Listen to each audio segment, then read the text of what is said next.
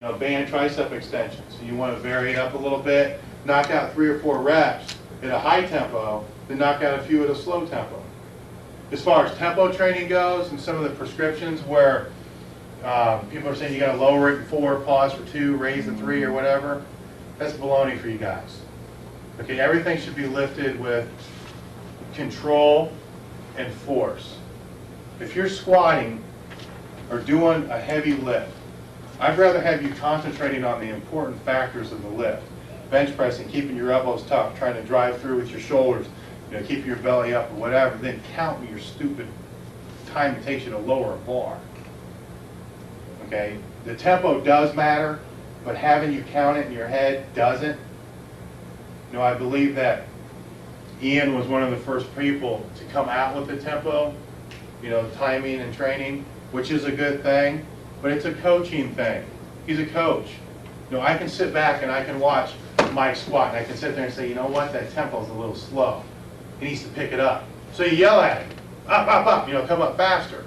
I'm not going to walk up to Mike and say, Mike, you need to take, 2 seconds to lower the bar. So then he gets up there and he, okay, 1,001. No. That's how it's supposed to be intended. Segmented pausing, kind of the same thing. Say once again, if it's a band tricep extension, you might just hold here, hold here, hold here. Just mix it up.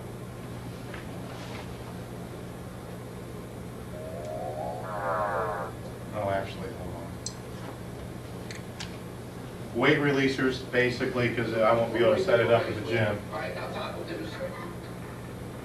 Can't see them real well. They hook on the bar. As you sit down, they pop off, you stand back up. It allows that eccentric work on the way down, comes up so you can still press it back up.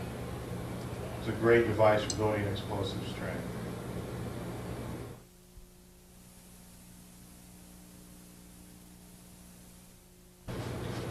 I've spent a lot of time trying to figure out why Westside is what it is, why elite lifters are what they are, what they all have in common.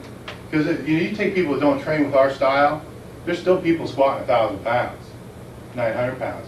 So I'm trying to figure out what's the common thing, and what makes our gym so much better than everybody else's. Regardless of the fact I feel we have the best training program in the world, there's also a great deal of synergy there. I want to know what happens, why somebody can come in our gym, okay, who has not trained with us before, stay with us for 6 weeks and put 50 pounds on their bench. Training doesn't do that. Okay, other factors are involved behind that. So I want to try to figure out what those factors are. What are the common features between all of them? And come up with a general consensus for it. A good example I used at the last seminar I did was, and I could be a little off on the numbers, but when Matt came in the gym, everybody he was training with was squatting 830, 840, 850. Is that right? Mid-8s, low 8s. He came in squatting, I believe, around 700 pounds. Well, within the first, 6 to 9 months, he's squatting what they're squatting. Why is that? Is it because the training got him there? Or is it because now everybody he hung around with squatted that, so he figured if they can squat it, I can squat it. Okay, so there's a lot of mental aspects behind being at the club. And like I said before, we're working on an article for Louis right now that we all filled out a lot of questionnaires. And he asks us certain questions such as, how do you psych up for competition? How do you psych up for training? How do you handle the pressures at Westside? Well, I don't know how these guys, filled theirs out, but my reply to that was, what pressure? The pressure to get on the record board, the pressure to get on one of the lists, the pressure to try to beat Mike or Matt, the pressure to represent Westside Barbell well every time I step on a platform, the pressure to win, to place high in a competition, the pressure to be in the top 10. There's no pressure. Everybody's got different pressures at the gym, but everybody handles it different ways.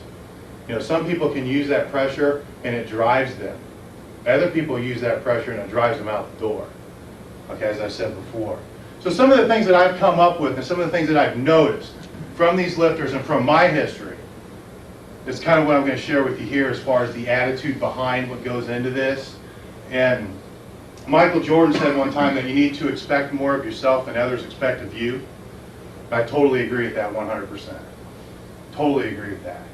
Because best example I have of that is when I first came to the gym, I was in a sling from tearing my pec, just had surgery. Walked in and I missed the workout. I didn't know when the guys were working out, but Louis was in there. We sat there and we talked a little bit. He said, well, what do you want to do? I said, you know, I want to squat 9, I want to bench 6. And this is the time I've squatted 760 and benched 500 and just tore my pec off. Oh, and then he looked at me and said, yeah, you can do that. You know, that's the first time in my life anybody ever said that in any gym. All right, so now because he expected that of me, my expectations of myself just became one notch higher. Okay, so you walk out of there and you got mixed emotions for one thing. Because now you got somebody that expects you to do it and you're just kind of talking shit to begin with. You know, but think about most gyms in this country. If you do start to make progress, what's the first thing that happens? This guy over here says, oh man, he's taking shit. You know, he's getting strong. Or there's always criticism. There's never a drive. So what I'm trying to explain here, take those people with the criticism and get them the hell out. You know, if we have people like that in our gym, they're out the door, they're gone. We don't want anything to do with it. We got to have a synergy that drives. And I'm saying, you know, you guys may not be in the same situation that we're in. You obviously you aren't, but you can control that. You know, the people that are saying negative stuff about you because you're getting stronger, screw them. Don't deal with them. If they're your training partners, find another one. It's better to have a positive training partner who thinks you can do more than what you can do than a negative training partner who's strong. And this happens a lot too. Somebody you train with that doesn't want you stronger than they are in the first place. You know, they're here, you're here, no way do they want you to come up here. Okay, because then you challenge them. I see that a lot with personal trainers. A lot. In my opinion, you're not a good trainer until you created somebody better than you. Then you're a good trainer. Okay, you're an even better trainer when you create somebody better than you, then that person goes out and creates somebody better than them, who in turn is better than both of you. Then you know what you're doing. You have to love what you do. That's just basic common sense. You know, if you're in the sport of powerlifting, you have to be in it because you want to be in it. You can't be in it because people expect you to do that. If you're at our gym and you come to our gym and Louis wants you to squat 800 pounds, you can't just hang around because you want to squat 800 pounds for Louis. It's never going to happen. You got to want to do it for yourself first and then him second.